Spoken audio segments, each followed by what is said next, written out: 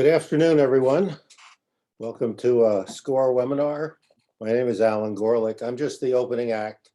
I'm not the main event, but I wanted to just introduce what we're going to do today. We're going to present to you for about an hour with some time for questions. The main subject for today is digital marketing, and a good synonym for digital marketing is marketing. That's really what our field has evolved into. It's mostly digital, at least for the marketing communications side. But that's the main bulk of the presentation.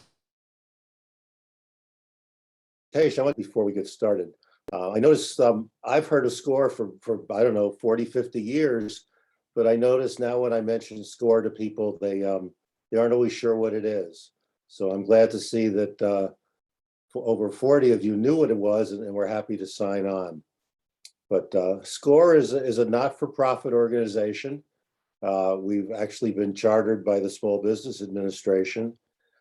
We have chapters all over the country and in very small granularity. Even here in Florida, we have several dozen.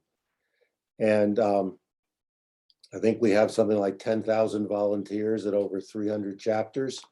The Minnesota chapter, if you haven't already guessed it, it took me a while to realize it was a combination of Manatee and Sarasota, but that should tell you what our area is. But very close to us, of course, we also have the Port Charlotte chapter. We don't charge for our help. We, in fact, keep advertising, asking people to come to us to get help. Our volunteers are all experienced business people.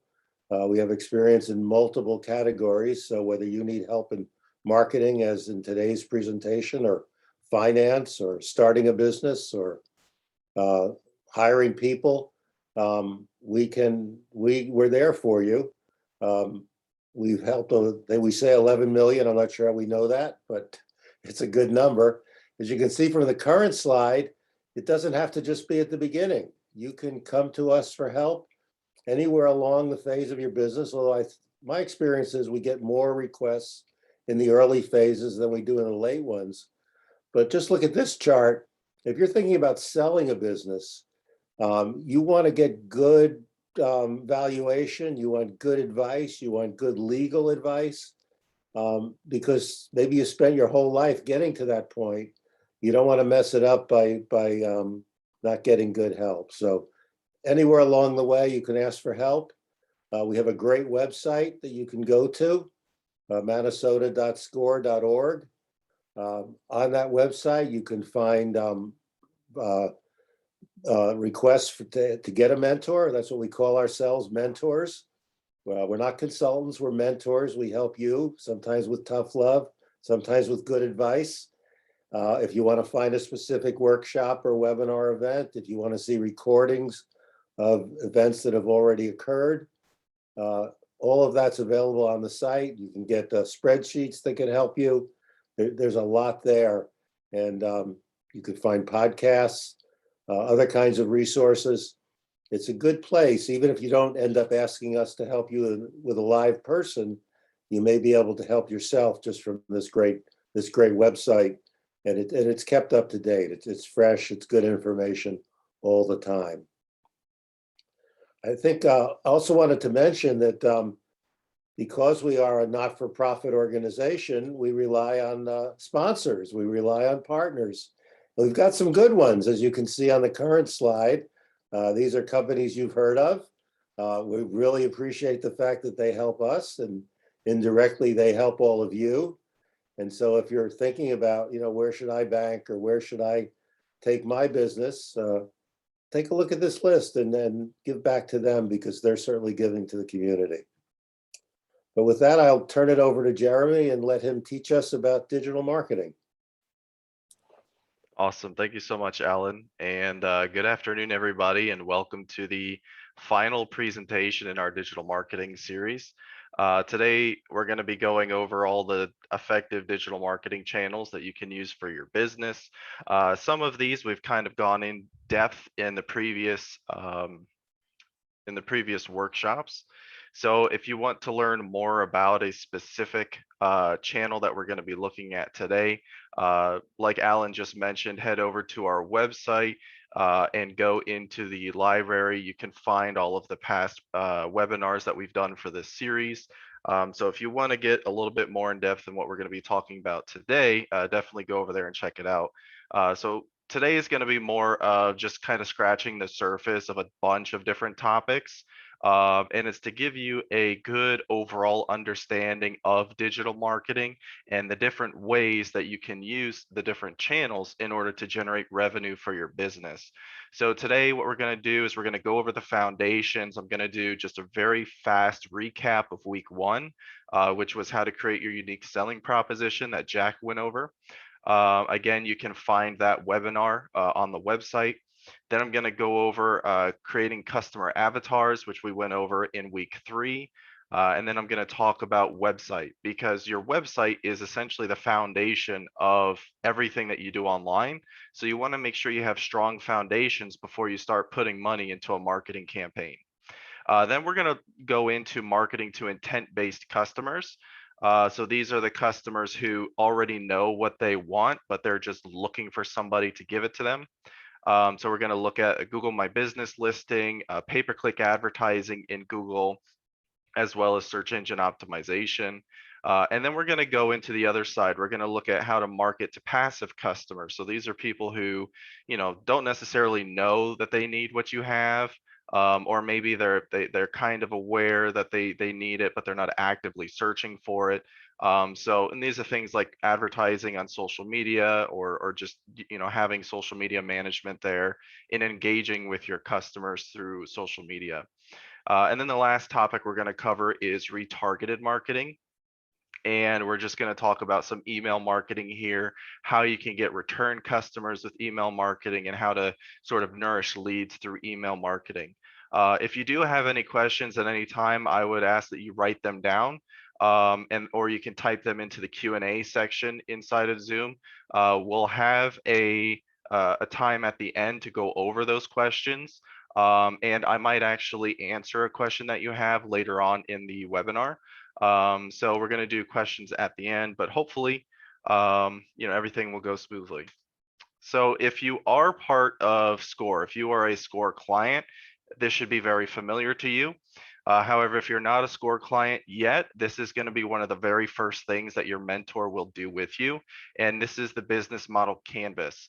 And essentially all this does is it puts your business down on paper and it organizes it very neatly so that you can see how all of these different boxes interact with each other, and you get a good sense of your business. And everything that we're talking about throughout this entire series, all about the digital marketing aspects, this all goes under the channels box. So these are the channels, how you're going to get revenue and get customers. So with that, let's just kind of talk about what is digital marketing, right? Well, digital marketing, also known as internet marketing or online marketing, is essentially just utilizing digital channels to market your brand, services, or your products to potential customers. Now, the primary goal of a digital marketing campaign is to drive traffic to your website and then convert that traffic into paying customers. So whether you have an e-commerce business and you need to drive people to your website to purchase your products, or maybe you provide services and you need to generate traffic to your website so that they fill out lead generation forms and they become a lead, and then you close on that lead and turn them into a paying customer. So that's really the goal of digital marketing, is just driving traffic to your website. So let's go into the foundations. These are all things that you have to do before you start a digital marketing campaign.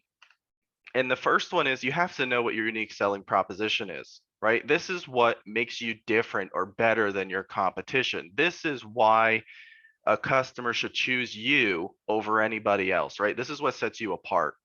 And in order to do this, you have to perform a SWOT analysis, and that's going to help you learn about your S words, and the S words are your strengths.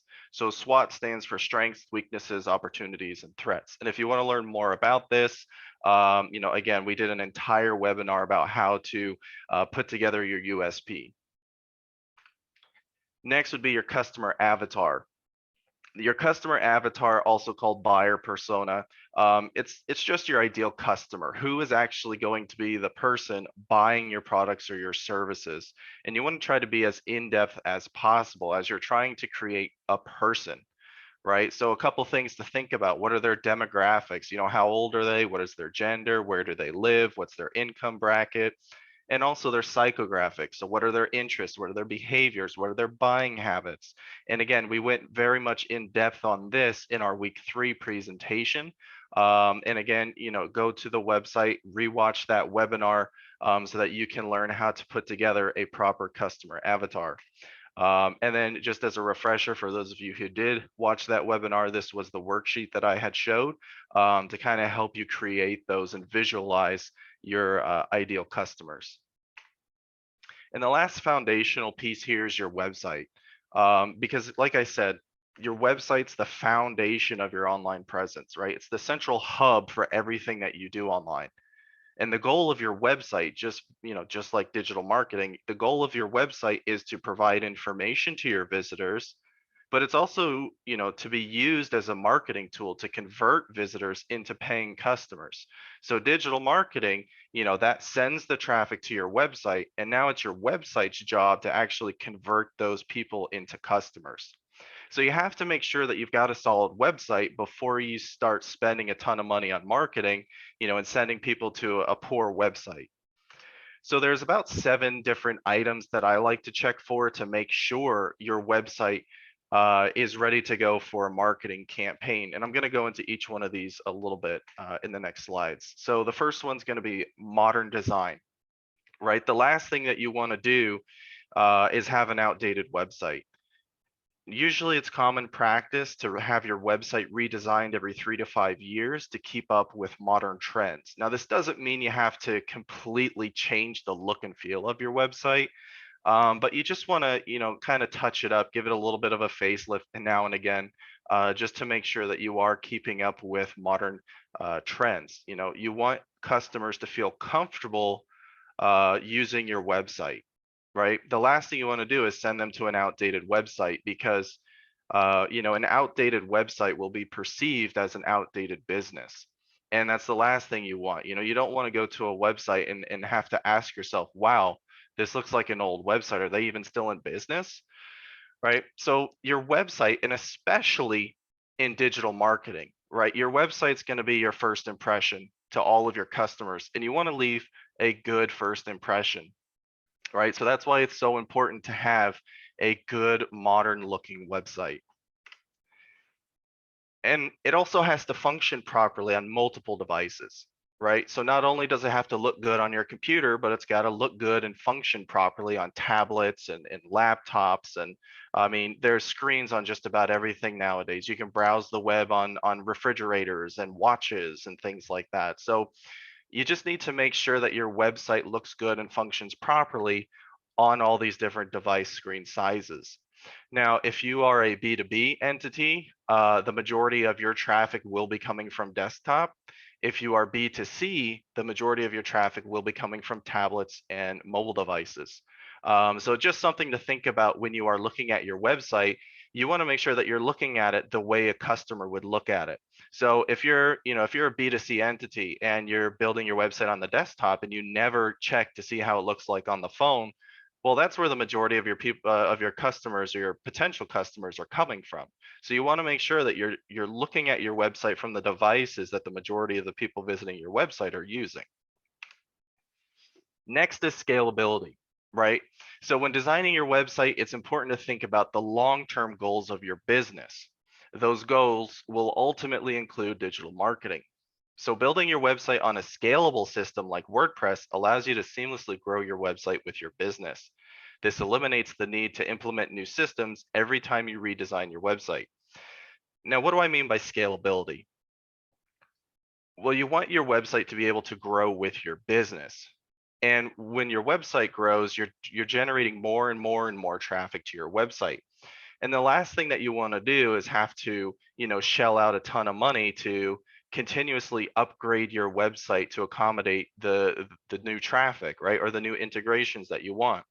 So there's a lot of do-it-yourself platforms that a lot of startup businesses use because they're very user-friendly. Things like Wix and Webflow and Squarespace and GoDaddy Website Builder, things like that. These platforms are designed for the business owner trying to do it themselves to save some money. Now, up front, it's good because you don't have to spend a lot of money hiring somebody to build you a professional website. But the downside is that these platforms are very limited in their growth, right? You can't really scale a website on these platforms. Also, their digital marketing integrations are extremely limited. Now, for those of you who saw my SEO presentation, you know that SEO is going to be the major driver of traffic to your website. And all of these do-it-yourself platforms don't really have any SEO to them, any SEO plugins or functionality. And if they do, it's very, very bare bones, basic, and primitive. With WordPress, WordPress is an open source system, which means the code is readily available to anybody who wants to develop for that platform. This results in tons and tons and tons of themes and plugins and functionality, and especially when it comes to digital marketing, SEO plugins that really go really in depth, and they're just so full of functionality. It makes it a lot easier to complete an SEO campaign successfully. The other thing with WordPress is that you can generate a ton of traffic to these websites. Personally, I've built and maintained a multi-million-dollar e-commerce website through WordPress. I've built franchise website systems through WordPress. It's an extremely robust system. I pretty much only use WordPress nowadays because of that. You can build any type of website you want, and it can scale with your business, so you never have to jump from platform to platform as your business grows and as you start implementing more and more marketing. Next is speed optimization, right? So the last thing that you want is a slow website. People nowadays have very short attention spans, and kind of the rule of thumb nowadays is if your website page doesn't load within 3 seconds, there's something wrong. A user is not going to sit there and wait for a web page to load for more than 3 seconds. After that 3 second mark, we start to see very high bounce rates. And that a bounce rate essentially just means how many people leave the website without interacting with it. So that means without scrolling down the page, without clicking on anything. So you want to avoid people leaving your website. So you want to make it very snappy. You want it to load very quickly. And so one of the tools that I use is called GT Metrics. You can see it here on the screen. And essentially this grades your speed, your website speed. And not only that, but it also shows you what's called a waterfall. So you can see every single request that's being made on your website and how long each one of those is taking. Now, what I've seen in about 95% of all of my clients who have had website loading speed issues is that it's usually the hardware that their website is being hosted on. It's the hosting package that they selected. So usually with those do-it-yourself, Wix, Squarespace, those sorts of things, or even with like budget hosting where you're on GoDaddy or Bluehost, you're paying $3 to $5 a month for hosting. You're being put on very low tier hardware, which means your website's just going to be slow as it is. And so the only way to increase the speed of your website would be to, put a little bit more money into your hosting and get better hardware. Next is clear communication. You want to make sure that the user knows exactly what you do or what you provide. You don't want to make them guess, right? And now this example comes from an actual client that I've had in the past where they were a custom pool building company, but their website was like an e-commerce store. They not only built pools, but they also sold chemicals and toys and maintenance items and things like that. So when a user would come to their website, they didn't know what this company was. At face value, their first impression was, hey, this is just a website where I can buy pool supplies, right? So they came to me and they said, hey, we're not getting any leads for pool designs or custom pools. Nobody is asking us to build a pool for them. They just, once in a while we may get a purchase through our store.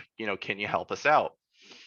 And so it was pretty, I noticed right away that it's like, well, your website never really says that you build custom pools. So You want to make sure that the communication on your website is very clear. You never want to make a customer guess, because once they start guessing, the odds of them converting are much lower. Next is the clear USP. So again, why should a customer choose you over one of their competitors? Do you have special incentives for customers? Do you have unique system or process that no one else has? You want to flaunt your USP on your website, because that's what's going to sell your products or your services. That's what's, going to make somebody choose you over your competitor. So this USP is going to be, a key marketing tool for you to use on your website in any of your marketing materials. So it's really important that you have that USP. And then the last part for websites is making sure that it's optimized for conversions. And there's a little acronym that makes it really easy for me to remember. It's just called converts, right? So you want to have a clear call to action. You want to have a specific offer. You want to have a narrow focus. So, if somebody comes to one of your pages on a specific service, that page better be all about that one service. You don't want to have a page that just says, a paragraph about one service, a paragraph about another service. You want to make sure that you have a narrow focus. What are your very important attributes, right, for that particular service or that product? You want to have effective headlines, especially when it comes to e-commerce. A lot of it is sort of impulse buys, right? So you want to have those effective headlines that kind of capitalize on those impulses. You want to have a resolution savvy layout. This goes back to having a responsive design, making sure it looks good and functions well on all different devices. You want to have tidy visuals. This is just having a modern design, making sure that your website is clean looking and it's easy to navigate. And the last one is extremely important, and this is the social proof, right? So when you're looking for a product or a service, you want to see how often does this provider solve my problem, right? And so that social proof through testimonies, reviews, things like that, that's really going to help a customer, choose you, because they're going to see, wow, I've had this exact same problem, and all these people say that this company has solved that problem for them. So now I'm more inclined to purchase from you because you have that social proof. So with that being said, now we're actually going to get into the marketing channels. And the first section we're going to look at is marketing to intent-based customers. And we do this through search engine marketing, right? So search engine marketing allows you to market your business to intent-based customers. An intent-based customer is someone who is already in need of a service or a product, and they're using a search engine to try to find somebody who can provide that to them. And this is great as it bypasses half of the sales process. You don't have to convince them that they need what you've got, right? They already need it. They're just looking for somebody to provide it to them. So all you have to do is make sure that they choose you over your competitors. And again, that comes back to using your USP and having that social proof. So which search engine should you market on? Because there's a ton of them out there. And the short answer is you should start with Google. Google makes up 87% of the search engine market share.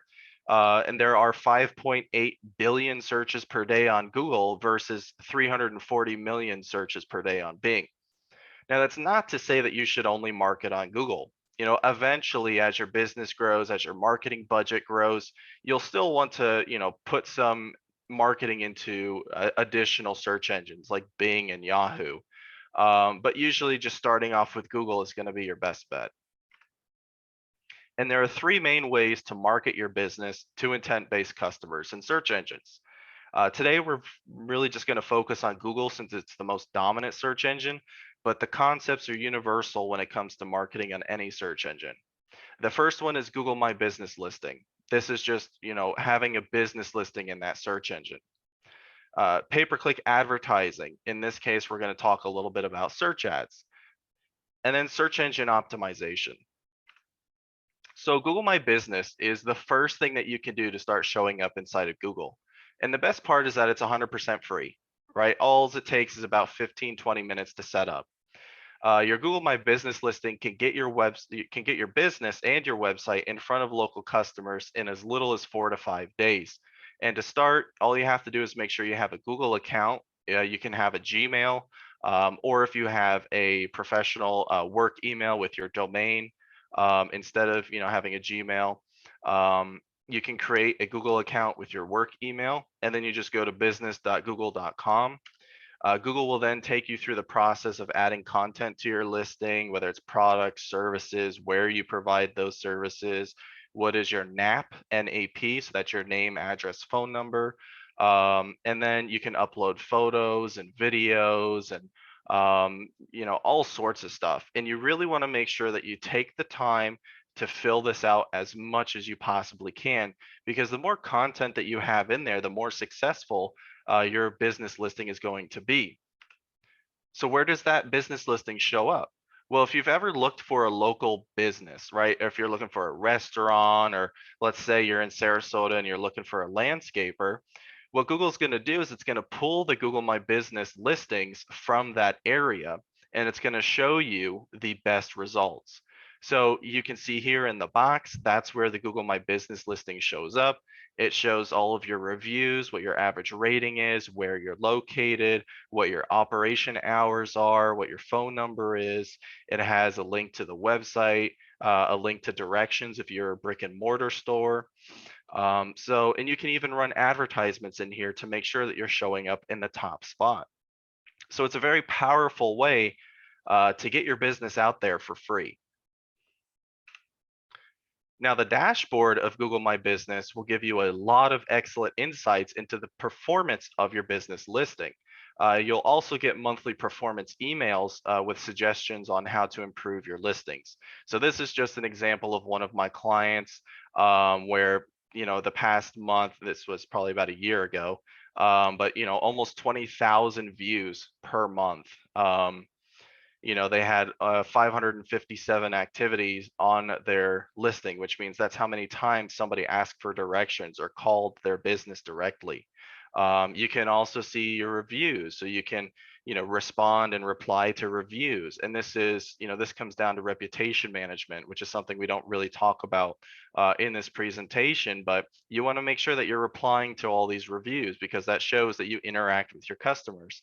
You care about your customers even after you've completed your business with them.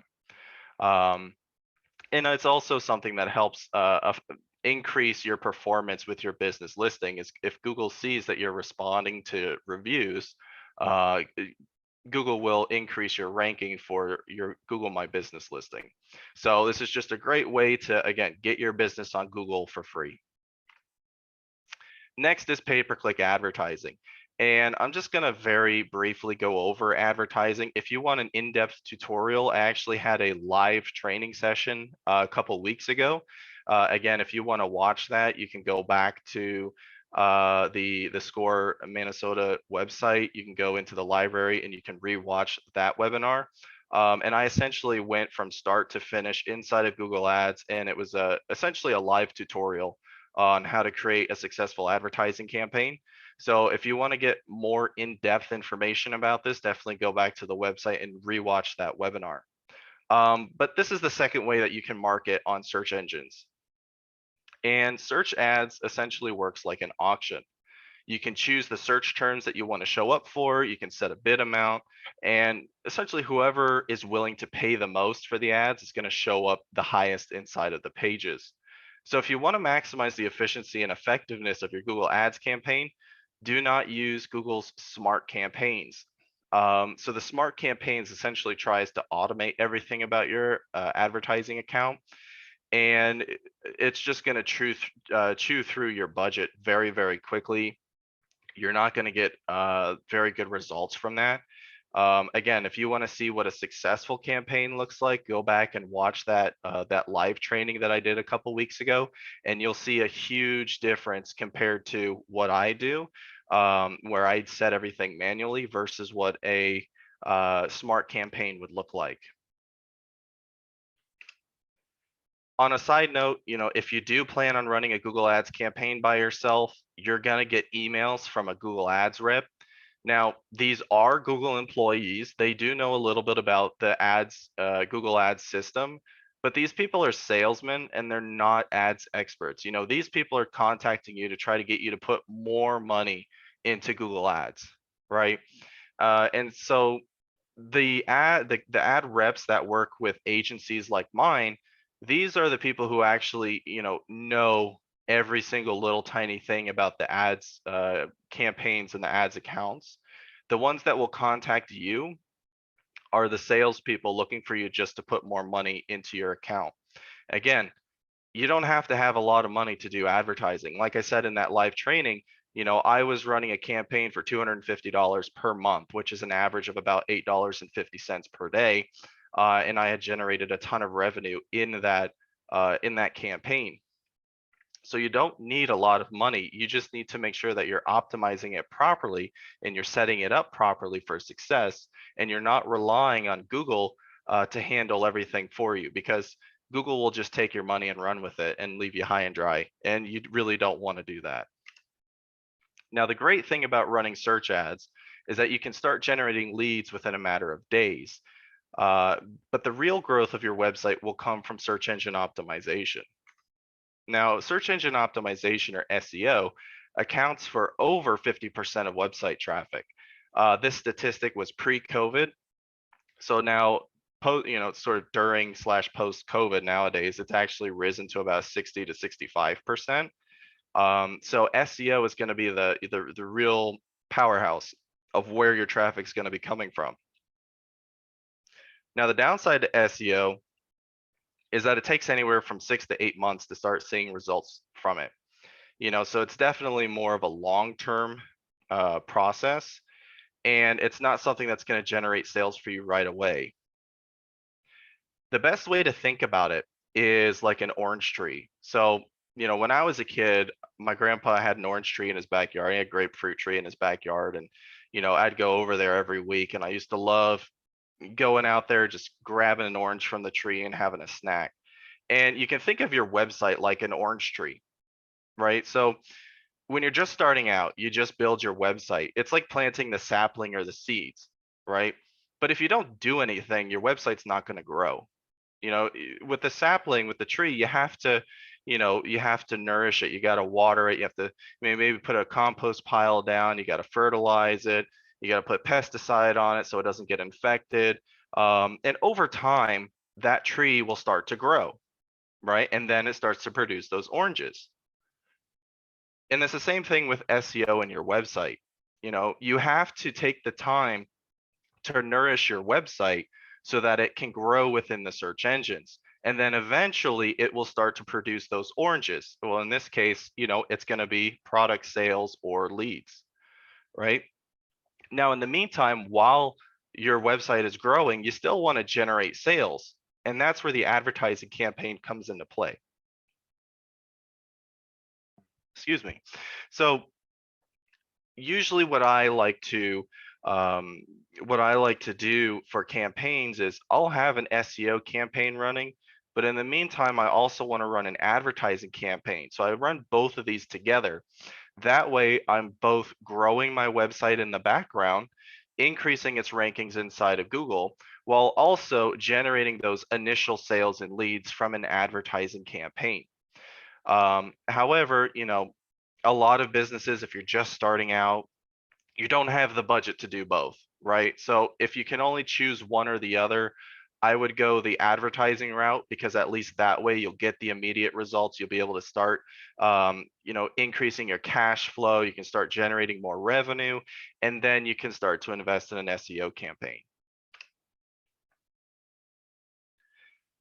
So what is a Serp, right? This is one of those acronyms that floats around in the SEO world, but Serp essentially just stands for search engine results page. This is what shows up after you type something into Google. And SEO helps you rank organically inside of the Serps. Now, the organic listings are below the ads, it's below the Google My Business listings, but 70% of users actually skip over the ads and skip over the business listings and go directly to the organic results. And that's because users know, hey, these are earned, they're not paid for. These spots are earned. These are what Google thinks is the most reputable information based on what I typed in. And that's why the majority of users skip over ads and go directly to the organic results. So again, SEO is going to be crucial to generating traffic in the long term.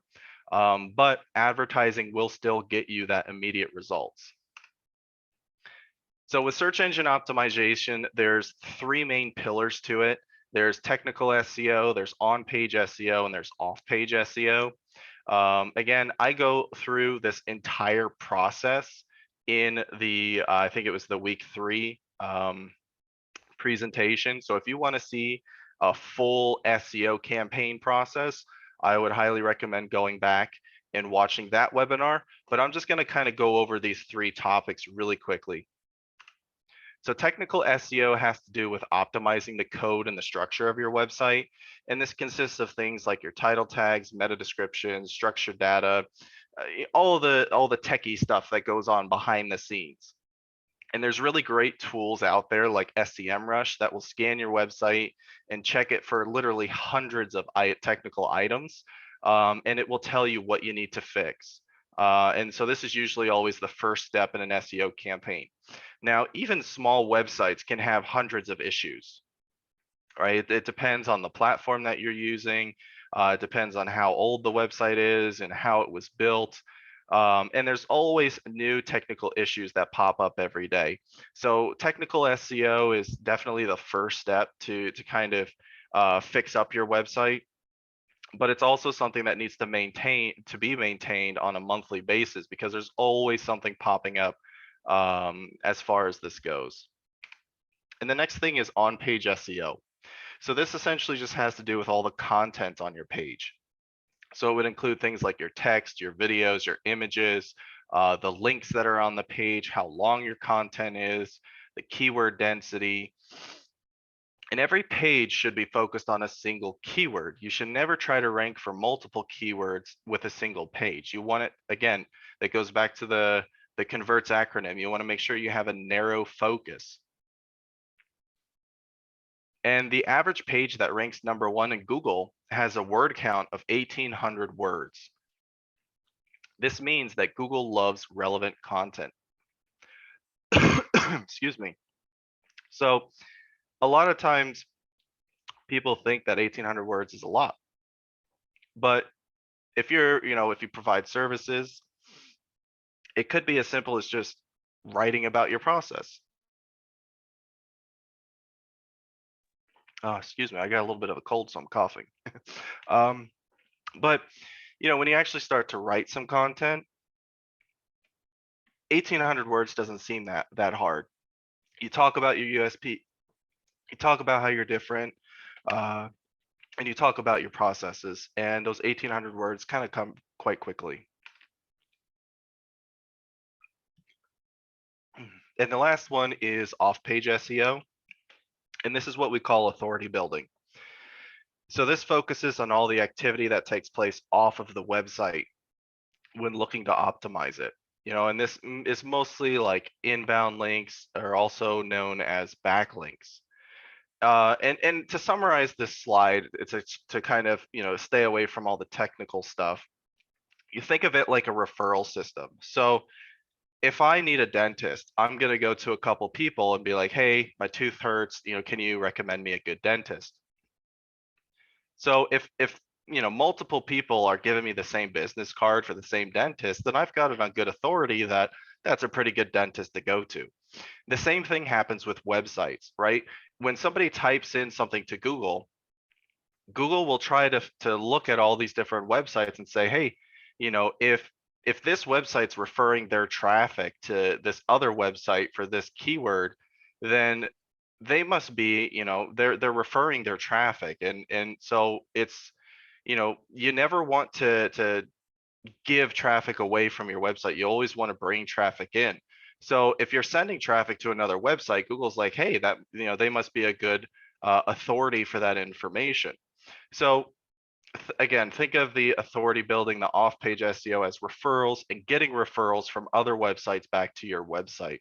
Again, I go into more detail about this in the SEO webinar. So next, we're going to look at marketing to passive customers. These are the people who are not actively searching for what you have, but you got to kind of convince them to buy what you've got. So social media is mostly used for brand awareness, customer interaction engagement, and building trust in your brand. However, you can also advertise quite successfully on these platforms. You can still generate business on these platforms. But the key thing to being successful with social media is being consistent, right? So there's a few key factors your business should consider when it comes to marketing on social media. Which platform should you choose? You need to make sure you've got a consistent posting schedule and advertising on social media. So which social platform should you focus on? Well, it depends on what your business is and who your target demographic is. Again, this goes back to your buyer personas. Who are you trying to sell to? And that's going to tell you which platforms that you should advertise on or you should be the most active in. Now, having a Facebook page is pretty much universal. So if the services that you provide are very visual, you can have good before and after images like kitchen remodeling, roofing, landscaping, pressure washing, things like that. Having an Instagram account can be very beneficial. Also YouTube. I mean, YouTube is the second largest search engine in the world. And a lot of people, for some reason, find it extremely satisfying to watch somebody mow an overgrown yard or watch somebody pressure wash someone's driveway. And the reason is because it's very satisfying to see that. So if you own a business where the good before and after images, you can even create a YouTube account and just record yourself doing work, and you would be surprised at how quickly it'll grow. I mean, there is a landscaper in Northeast Florida. He does this all the time. He's got a YouTube channel. He posts to his YouTube. He's got I think over 1 million subscribers by now, to tens, hundreds of millions of video views. So not only is he getting business from his YouTube channel by people seeing his work and being like, hey, I also live in Northeast Florida. I need to hire you to take care of my yard. But now, because he's actually grown his YouTube channel, he can now display ads on his channel and he can start generating revenue from YouTube itself. So now he's got two revenue streams coming in. Now, products. If you sell products, those do very well on Instagram. If your target demographic is other businesses, so if you're B2B, LinkedIn is a great way to go. You should be very active on LinkedIn. If your target demographic is mostly to younger people, maybe you sell toys or you provide summer camps or whatever it may be. If your target is to younger audiences, places like TikTok or Snapchat are great ways to market. Now, consistent, thoughtful posts shows that your business is active and ready to be engaged. A consistent posting schedule gives you the opportunity to reach more people. Now, this is something that I've seen, more often than I thought I would. But posting inspirational quotes every day on your business page is not engaging content. It's okay every once in a while, or if it's part of a larger marketing thing, but you want to keep that kind of stuff on your private personal pages. Now, there are some exceptions to this. If you run, let's say, a yoga studio or a wellness center or something like that, then okay, that posting inspirational quotes and things like that makes more sense. But for the most part, you want to keep that on your personal pages. Now, with engaging content, people are more likely to interact with your post, whether it be a like, a follow, a comment. You want to make sure that you interact and engage back with your followers, because they could be current customers who may refer you to their friends, or they could be potential new customers. And hey, you may get lucky and go viral. Now, your goal should never be to go viral, because if you're creating content with the purpose of trying to go viral, it will never happen. It's like, watching paint dry, or you know, a watch pot never boils, that sort of thing, you know. So it may happen, but really the only way that it might happen is by consistently posting things, right? Um, Also, humans are creatures of habit. They like schedules. They like to know, hey, my favorite TV show's got a new episode coming this Tuesday, every Tuesday, right? So you want to take that into consideration with your posting schedule. You could set up a schedule where, okay, every Monday I post about this topic or this type of post. Every Wednesday I do the best before and after of the month or something like this. You want to make sure that it's consistent because it keeps people happy. Once you start to change things up or you're not you miss a post or something like that, you'd be surprised at just how big of a negative effect that has on your following. Now, advertising on social media can also be quite powerful. And you have to remember that you're advertising to a passive audience. So more work has to be done in order to convert a customer.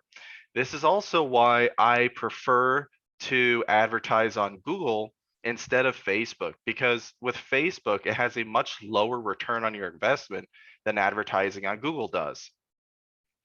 However, you know, social media marketing and advertising will get your brand out to much more people, right? So you can get that brand awareness out there. Now, the great thing about advertising on Facebook is that you can hone in on very specific target audiences.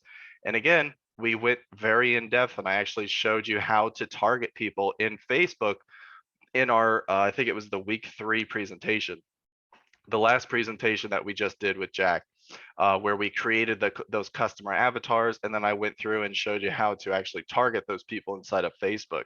So if you want more in-depth information on that, you go back and watch that webinar.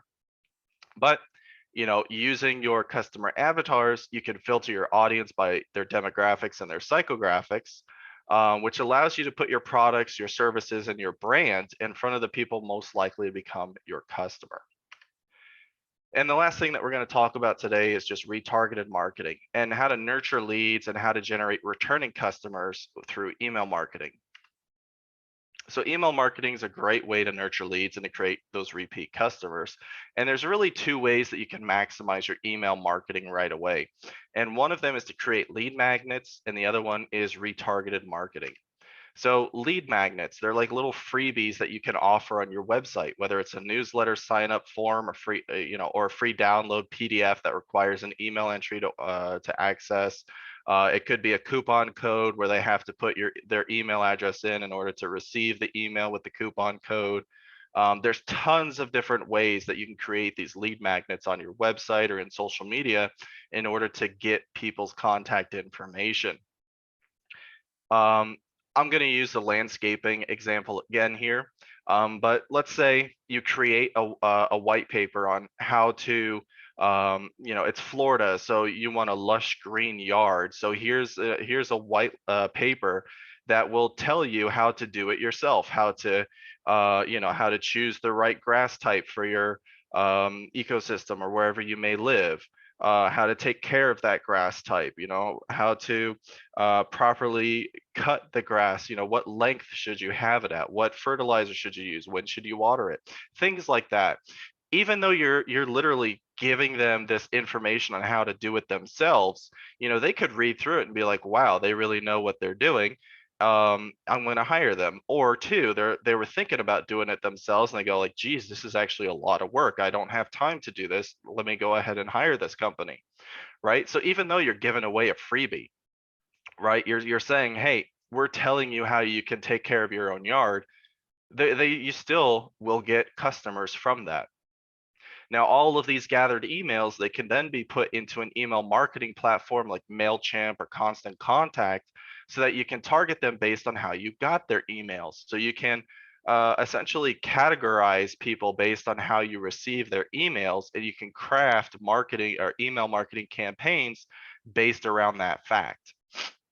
So again, if somebody, let's say, downloaded that white paper on how to take care of your Florida yard, you know, you can craft an entire email campaign based around that, just to keep yourself, you know, in the front of their mind. Obviously, if they downloaded that white paper, they're interested in it, right? So you want to keep your business in front of them.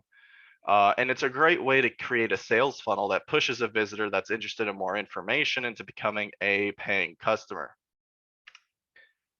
And the last slide here, so retargeted marketing allows you to create repeat customers. And this is usually done by sending out emails to current or past customers about special promotions, discounts, giving them a reason to come back and back again, right? So you can also keep them up to date with the latest news about your company, keeping your business in front of the customer. Now, again, just like social media, consistency is key to successful email marketing campaigns. However, the last thing you want is for somebody to send your email to the spam, right? Because that's the worst thing that can happen with an email marketing campaign. So you don't want to email them too frequently, because you could be listed as a spam emailer, which eventually will result in all of your emails just automatically being sent to the spam folder, even if it's somebody you've never emailed before. So you want to make your emails meaningful. You don't want to spam emails out. And usually for things like newsletters, you want to limit this to about once a month, just to keep people in the loop about your business and what's new. If you've got a lot of specials or promotions in a short time frame, so let's say with the holiday season behind us now, if you wanted to do like an email marketing campaign for Black Friday, Cyber Monday, things like that, you can combine all of that into a single email. The holiday season is kind of one of those exceptions, though. If you did want to separate, oh, you have a Black Friday specific email campaign you want to send out, and then you've got a Cyber Monday email campaign that you want to send out. I mean, those are literally 3 days, 2 days away from each other. So in that particular use case, it would be okay to kind of send, 2 emails within a week. But usually, you just have to try and find that sweet spot. If you send emails, let's say if you're a wholesaler, you've got buyers, you send them emails all the time about price updates or catalogs and things like that. You don't really have to worry about the frequency of your emails, because those people are expecting emails from you. But usually when you're dealing with an end customer, I would set a maximum to about 1 a week. I know if I get emails from a company every day or every other day, I send them to spam. I try to unsubscribe from their mailing lists, because it gets to a point where it's annoying. So it's just one of those things, you have to find the sweet spot with your current customers. And with that, I'm out of time, and we're going to go ahead and go into the Q&A section. So hopefully everybody here had learned a little bit about digital marketing, the different channels. Again, if you want to get more in depth on some of the topics that we talked about today, check out our website, go into the library. We have the full marketing series up there. And at this time, we will go into the Q&A.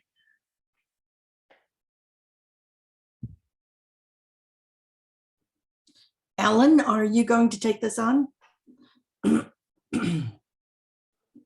I'm here. I don't see anything that you didn't already respond to in chat. Okay, not in chat, but in questions. So the first question was, do we need Google My Business if we have an online only store? Absolutely. I have an e-commerce store. I created a Google My Business listing for it, and I constantly get traffic from that Google My Business listing to my store. Because with Google My Business, you can also upload your products to your Google My Business listing. And so what's nice about that is if somebody is searching for your company, your business listing will show up. If somebody's looking for one of your products would show up inside of the searches. So absolutely, if you have an online only business, it's still great to have a Google My Business listing. Another question from the same person, Warren. If we currently have a website on Wix, is it possible to export it to a WordPress platform? So there's no real easy way to do that. It's not like a button that you can click to say export and then go into WordPress and press a button that says import. Usually when you are switching platforms, you have to kind of rebuild it from scratch. The only exception being Shopify and WordPress. I believe because those are the two big ones. Shopify is one of the more popular DIY e-commerce solutions. So there's a couple integrations where you can kind of import, your Shopify catalog into WordPress or vice versa. Wix, no, if you're going to be switching over from Wix to WordPress, odds are you're probably going to have to rebuild the site from scratch. And it's probably a good opportunity for you to review and update it and reorganize it, perhaps. Absolutely. It would be the perfect time to really analyze your website, give it the facelift that it may need, and edit some of the UI UX elements. So that's user interface and user experience, and just to really revamp your website. Most of the other questions have to do with whether or not people will have an opportunity to see this webinar recorded, and the answer is yes, because all of you attended, and anyone who attends will get an email either today or tomorrow. It will have a link to the recording of this webinar, and it will also have a PDF of all of the slides. So you've got all this information that Jeremy has made available. The other questions have to do with all of the videos that you referred to, and they too are available on our website, which is manasota.score.org, and do a search for Jeremy Petty, and you will see all of his videos.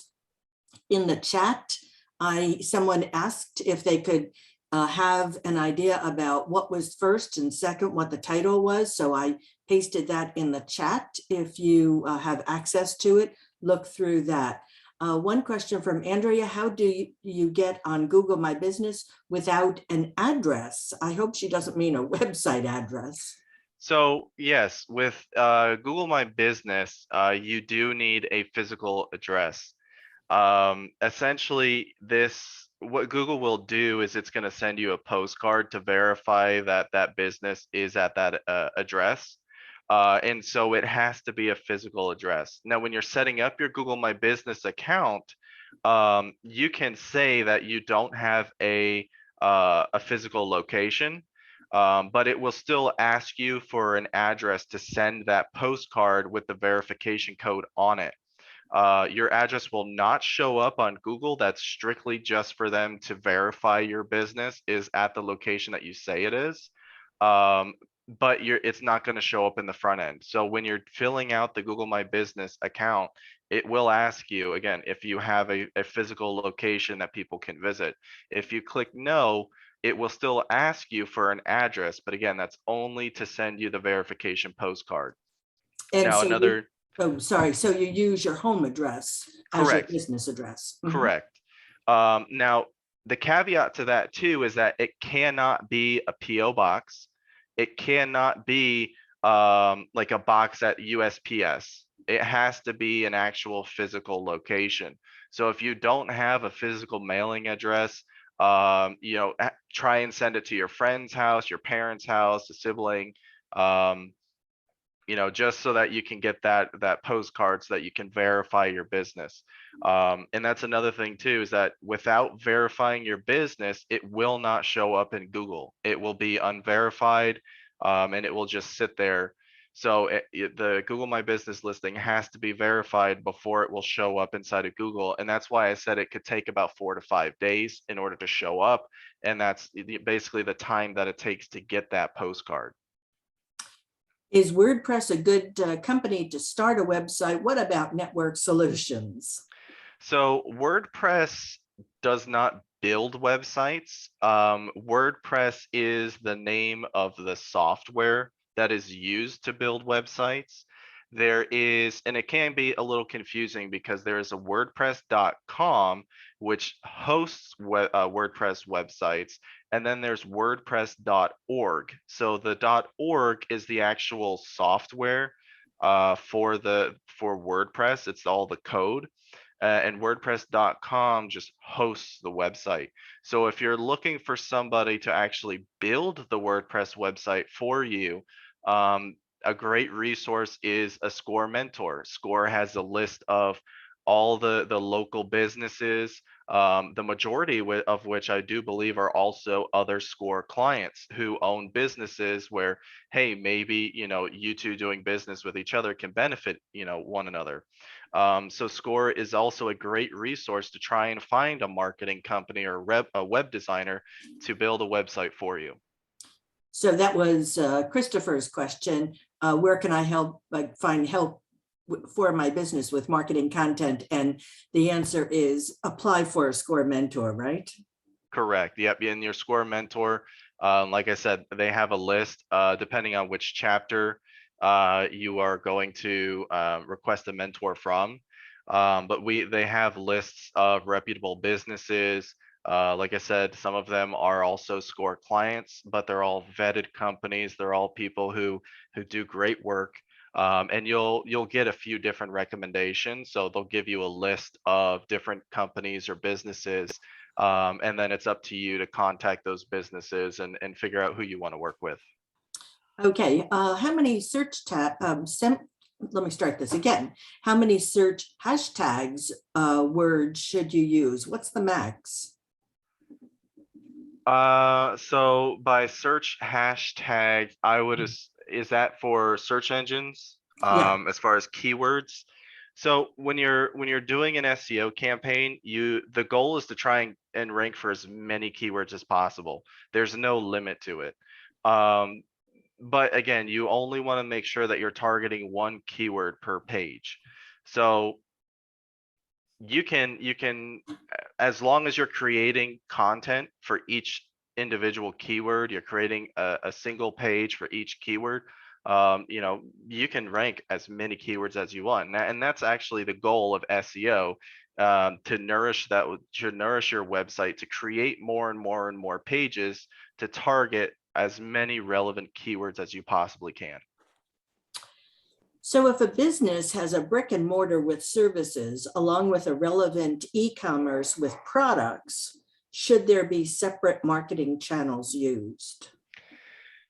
You can use the same channels. If you're selling products or you want to generate foot traffic to your store, you can use the exact same channels for both. In fact, let's say with like Google search ads, with Google ads in general, if you can run a Google search ads campaign to target people who are, searching for specific keywords.